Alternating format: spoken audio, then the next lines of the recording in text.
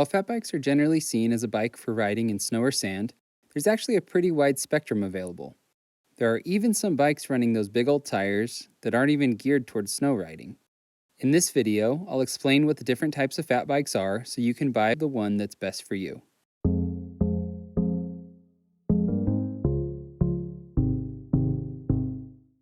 I'll start with a quick disclaimer. Fat bikes tend to be built to be very versatile so they can overlap between the different categories I'm about to go over. It's one of the reasons I love fat bikes so much, but it also means that the differences between these classifications can be really small. Number 1. Adventure, touring, bikepacking fat bikes. This is where fat bikes originated as people decided they wanted to be able to ride wherever and whenever they wanted. Fat bikes in this category have tons of tire clearance, large frame triangles for bags, and mounts for racks.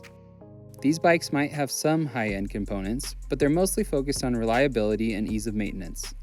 Great examples here include the Salsa Muckluck, the Surly Pugsley, and the Rocky Mountain Blizzard. All of these bikes are built to handle whatever you can throw at it and carry all of your stuff at the same time. If you want a bike that you can ride in fresh or soft snow, deep sand, or any kind of dirt, a bike from this category is what you want. Number 2. Racing fat bikes. On the opposite end of the spectrum is the cross-country racer's fat bike. Bikes like the Specialized Fat Boy Carbon, the Pivot Less Fat, and the Salsa Bear Grease are built to be light and fast. They're almost always going to be a carbon frame with room for up to 4.5-inch tires and won't be outfitted with too many spots to mount things.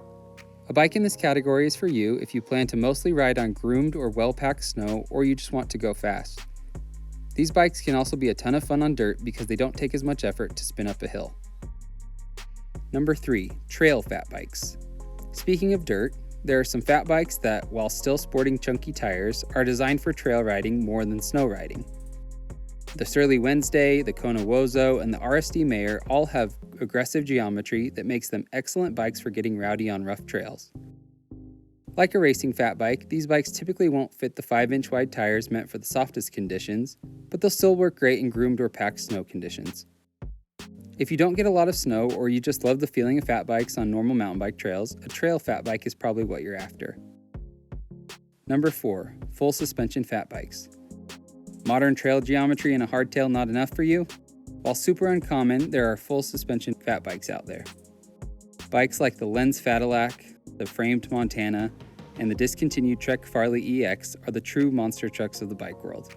While the Lenz Fatillac can run up to 150 millimeters of travel, don't expect to find super long travel full suspension fat bikes out there. Most will have in the 100 to 120 millimeter range, which is plenty due to the extra squish of the big tires. Fat bikes in this category are usually fairly heavy and only fit the narrowest of fat bike tires, but if you're looking for a bike that will roll over anything and handle drops and jumps with ease, this category is for you. Number 5. Cargo fat bikes. The final category gets back to fat biking's roots in versatility, and while there aren't many out there, I personally think cargo fat bikes are pretty awesome. The Salsa Black Boro and the Surly Big Fat Dummy are fat bikes with an extended frame, so you can haul everything from groceries to gear. You can even throw a kid or two on there if you want. Cargo fat bikes are the ultimate utilitarian setup because not only can you haul stuff around like a responsible citizen, you can do it in the snow or sand no problem. These bikes clear massive tires and are obviously meant for carrying whatever you want, but I don't know that I'd take them on anything too technical because that turning radius has got to be out of this world. If you're looking for a fat bike that you can use to pull your kids around or run errands, a cargo fat bike is right up your alley. As I've said before, fat bikes are pretty dang cool, and the fact that there are all of these different kinds to choose from just makes me like them even more. Whether you're looking for your first or fifth fat bike, I hope this video helps you decide what features to look out for so you can get the most fun out of your new bike. So what do you think? Does it surprise you that there's more to fat bikes than just a big tire? Let me know down in the comments and be sure to leave a like if you enjoyed the video. Thanks for watching, and I'll see you next time.